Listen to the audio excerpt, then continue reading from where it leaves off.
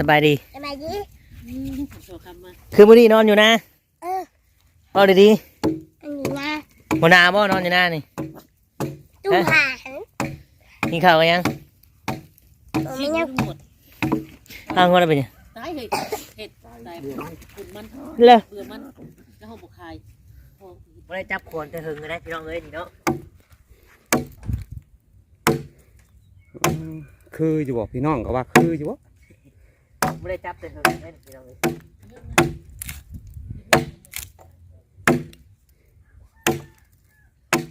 อันนี้ทางให้มันซื่อบ่นี่น่ะดินโปออกนะพอให้มันปาดสบายอ่ะ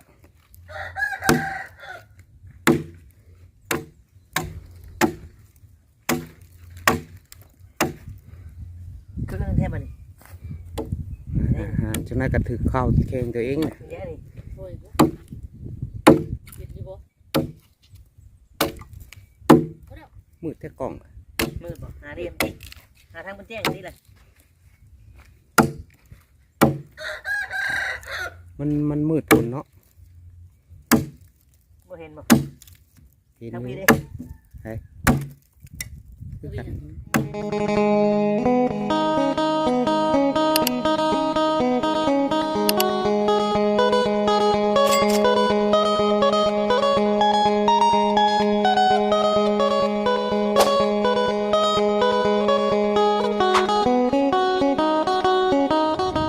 ทักทายสบายดีและสวัสดีเด้อพ่อแม่พี่น้อง FC หมู่เพื่อนเนาะเบิดทุกคนทุกท่านบ่ว่าจะเป็นพี่น้องฝั่งไทยฝั่งลาวหรือต่างประเทศก็ยินดีต้อนรับเนาะเข้าสู่ช่อง YouTube ตู้คำปันสุขพี่น้องเอ้ยตอนนี้ตู้คำก็อยู่บ้านเด้อพี่น้องเอ้ยเนาะอยู่ให้อยู่นากำลังออกไปหน้าพี่น้องเอ้ยกับบรรยากาศหนาวลมแห้งพี่น้องมาบ้านลมหนาวขนาดเลยบ่อยากขี่เสือเนาะมื้อนี้เขากำลังออกไปหน้าไปหาพี่ทีมงานพี่ก้อยน้อยพี่น้องเอ้ยทุกคำก็มาฮอดเช้าวานนี้เนาะมาแต่กทมพี่น้องเอ้ยก็มื้อนี้พี่น้องก็มีเวียกมีงานหลายเนาะสำหรับ FC น้องมะนาวผู้ใดว่าจังไดทุกคำไปหาเนี่ยก็คอมเมนต์มาเด้อเนาะอยากให้ไปหาน้องมะนาวบ่ไปเล่นน้ำน้องมะนาวบ่เนาะช่วงนี้ก็ดองบุญหลายพี่น้องอยู่ในบ้านเฮาก็ได้เนาะงานแต่งหลายก็บ่มีไผคอยอยู่เฮือนบ้างเนาะไปซอยเวียกซอยงานตามประเพณีของหมู่บ้านหรือว่าของตามประเพณีนั่นแหละพี่น้องเอ๋ยเนาะก็คือว่า FC ของน้องมะนาวก็อยากเห็นน้องทุกครั้งไปหาไปเยี่ยมพยายามเนาะทุกครั้งมาก็ยังบ่ได้ไปเด้อพี่น้องเอ๋ยเนาะเพราะว่ามาก็เจอเวียกเจองานเลยพี่น้องเอ๋ยเนาะเวียกงานซอยนะพี่น้องอยู่ใกล้ทัดนั่นแหละพี่น้องเอ๋ยส่วนเพื่อนของทุกครั้งเองก็บ่ได้จัดงานอย่างดอกเนาะเพียงแต่ว่างานพี่น้องงานติพี่น้องทางเฮาก็ไปซอยเนาะแต่ว่ามื้อนี้ทุกคำก็พาทุกคนเนาะหรือว่า FC ออกมาให้มาหน้าพี่น้องตอนนี้ทุกคำนี่จังเลยพี่น้องเอ้ยเย็นแห้งขนาดมาบ้านดุนนี่สุดยอดเลยโอ้โหพี่น้องเอ้ยหนาวพี่น้องบอกเลยว่าอยู่บ้านหนาวโอ้ทางคุณถมไม่คักกะลีบาทพี่น้องเลยเนาะโกวงคักขนาดเลยสี่แม่เนาะพี่น้องแต่ละปีมีการเปลี่ยนแปลงพี่น้องอยู่กรุงเทพกันฮ้อนเนาะฮ้อนพี่น้องเลยกลับมามือแรกกับฝนตกเลยพี่น้องอยู่ด่านเนาะตกแห้งฝนมาบ้านฮ้อนบ้านหมู่บ้านมันหนาวบ้านนี้พี่น้องเลยทั้งลมทั้งอยู่จังเอาก็ฝากติดตามรับชมกันไปพี่น้องเลยเนาะบอกว่ากันจังใดก็ขอบคุณนั่นแหละที่กับเพิ่งมาชมเนาะที่บททิมกันพี่น้องเลยโอ้ดุดแต่งใหม่ไปแล้วพวกนี้กับโบเอ็นเส้นทางเอากระชิฮอนหน้าแล้วพี่น้องเลยเป็นยังไงพิงก้อยโตนะตื่นแล้วบ่เนาะเพราะว่าเพื่อนมานอนหน้าพี่น้องเลยเนาะบางงานอีกบ้านน้องหน้านี่ก็จะมีการเดินทางเนาะดุเน่ทุกครั้งก็ได้พอดีพี่น้องก็จะเห็นภารกิจ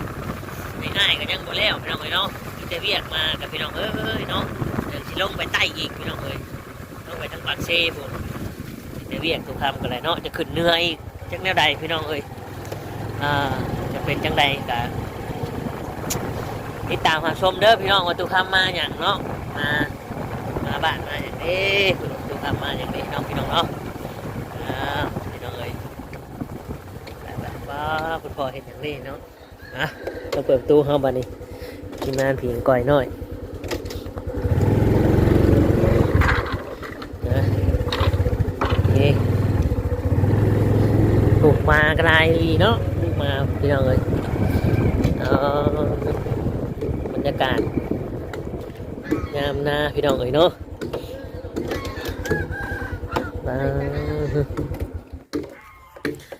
มาหอดนาเลยพี่น้องเอ้ยสบายดีคุณแม่ สบายดี เป็นจังไงอากาศ หนาว หนาวแห้งเนาะ คือชื่อตาม บรรยากาศหนาวแห้งพี่น้องเอ้ยเนาะหนาวจะมืออะไรคุณแม่ หนาวสองมื้อ 2 มื้อ สองมื้อนี้ตะกินห่อนเลย กินข้าวยังมื้อนี่ เราก็ท่านได้กินเราก็ โอเคพี่น้องเอ้ยเนาะ สิตอกท่านได้กิน เฮ้ยทิ้งรักตื่นเลยพวกมาลงดู ละ ปุ๊บปา เอาไว้ไหม สบายดีคุณพ่อ สบายดี ก็จับขวดหนึ่งพี่น้องเลยเนาะ ท่านให้ไปผมนำ เฮ็ดหยังอันนี้ คือตัดหลักเรียน มาชีวิตเทียงนี่แหละเนาะ อื เทีย ม งหอมผักเช้า ทางเมืองบรรยากาศในพี่น้องเลยเนาะอยู่ไฮอยู่หน้ากันนี่แหละเนาะเพิ่นจะเพิ่นสิเฮ็ดหยังอันนี้จะปลุกเทียงคุณน่ะเนาะหรือว่าเทียงหน้าไหมคุณน่ะเนาะพี่น้องเอ้ยนี่นะเอานะพี่น้องเอ้ย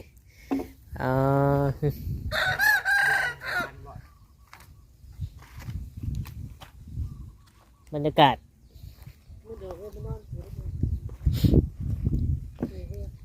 โอ้เนาะไม่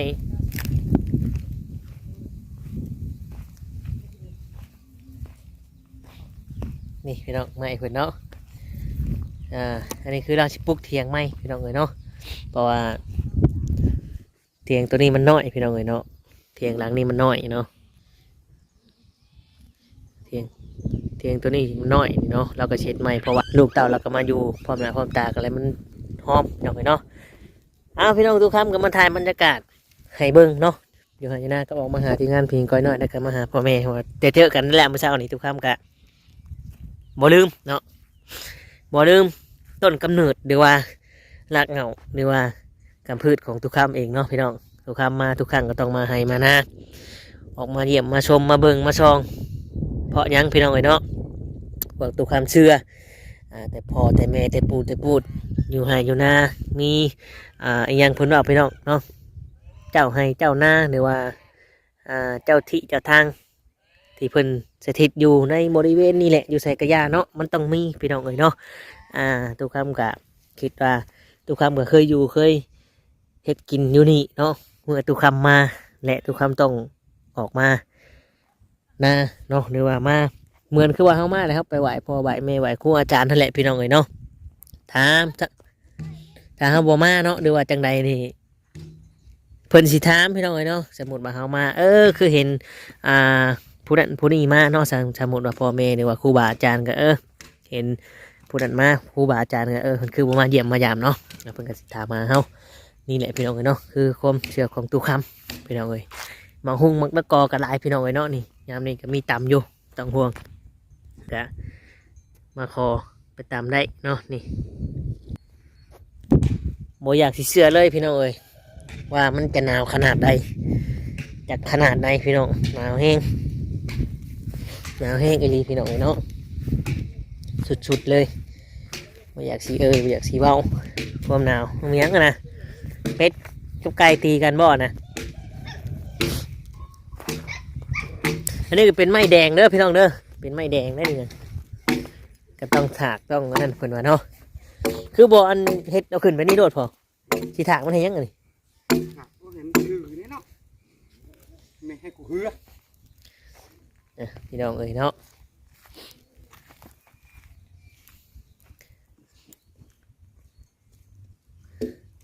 เบิ่งสิถากมึงนี่ถากตัวแล้ว ฟันปูน เอาถ่ายดูนี่พี่น้อง พัน มาพันตะปูมา ถากนี้ จับเลยเดี๋ยวจะถ่ายเลยนะว่าถ่ายเอาไปถ่ายหน้าที่สิทันไปคนไม่ได้จับควรจะหึงเลยนะพี่น้องเอ้ยนี่เนาะ คืออยู่บ่พี่น้องก็ว่าคืออยู่บ่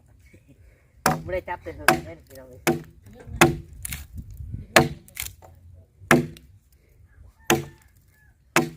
อันนี้ถ่ายให้มันซื่อบ่นี่นะ ดินโปออกนะพอให้มันปาดสบายก็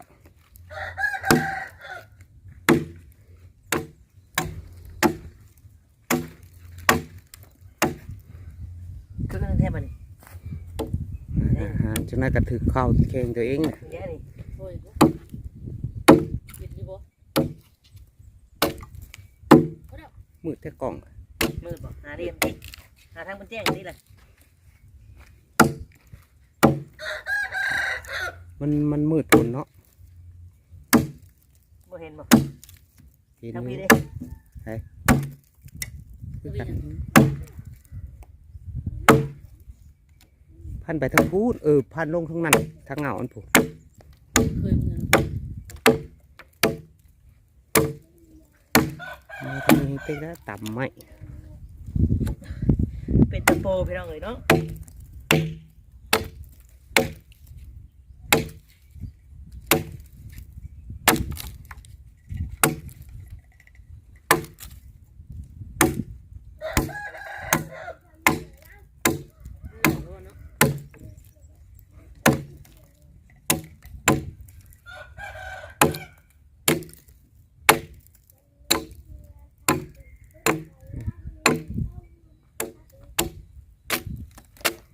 ไม่แดงเลยเนาะ ไม่มือมาเลย พอได้เอาที่หรอกมันยาว พี่น้องเอ้ยเนาะรักทำดีดู ว่าดิน้ พาเถอะ ำนี่ทำน้อยกูนะ เมื่อยเตอะพี่น้องเอ้ย มือวะลุงว่าอะไรวะสุกย่างก็ดูเพื่อนผมหวังว่าทิมไปดูทิม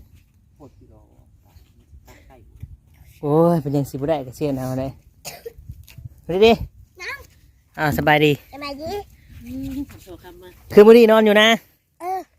เอาดี อันนี้นะ ๆบ่นาบ่นอนอยู่นะนี่ ตุ้มผ่าน กินข้าวกันยัง ชิ้น ไม่ยัง หมด อ้างว่าได้เป็นยัง ตายเลยเห็ดตายคุณมัน เลย เบื่อมันแล้วเขาบอกคายพอบุตร เบื่อมันก็ตายงัวกันพ่อแล้วบ่นี่นะพ่อเลย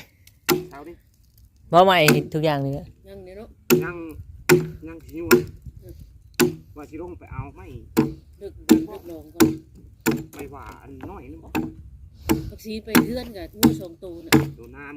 ำ โอ้ยไม่บ่อึดบ่อยาก ไม่น้ำได้นี่ ซ้ำเทียงบ่เยอะแยะ จะไปขายเลยน่ะไปทำครับพอซื้อเชนนี่ยังบอกขายจำไม่ต่อยขี่เนี่ยเราไม่ใกล้เนี่ยพอซื้อขี่พอซื้อกับว่ามีกลุ่มนี่แหละแล้วหน้าตะเวียนเชนหาเดียวชื่อนะครับ นี่ไม่ปรุงก็ได้แชนน่ะ มาเรียกหน้าตะเวียนเชนหาชื่อนะพรมเลย ได้ไหมนั่นได้แชนหนึงน่ะ อยากพอซื้อแล้วยังบอกขายเนี่ยเป็นตู้ อืม มันใกล้แล้วบอกขายให้กูอยู่ใกล้ๆคือหรอ ตัดเอาเร็ว โอ้ยมาโขงเตะแบบ ใช่ ตัดได้ไหมมึง เฮาเดี๋ยวสิตัดดอกจะไปหาเราแรงวันนี่อยากได้อันนี้ เราข โอ้ อซื้อเศษ ยมันสิไปย่างใช่ ไปเศษนี่เราบอกท่องก็จะใกล้หรอ แล้วจัดการเองเลยตัดรถทำเงินจัดการเองพี่น้องเอ้ยเนาะ ทำหน้านี่ครับเห็นหาซื้อเขาครับ โอ้ยมันจะมีเงิน มันใกล้แล้ว อะไรน่ะ หน้าตาเรียน โอ้ชื่อก็ได้อยี่ดอกมันเหรอยี่กูมาเอา พอมาซื้อ นี่พี่น้องเถียงให้เถียงหน้ากับประมาณนี้แหละเนาะโอ้ยอยู่เพื่อนผู้โทรศัพท์ให้น้ำเอามาแล้วขนมนะลงมาไหมให้ตะกร้ารถหน่อยเฮ้ยดินโทรศัพท์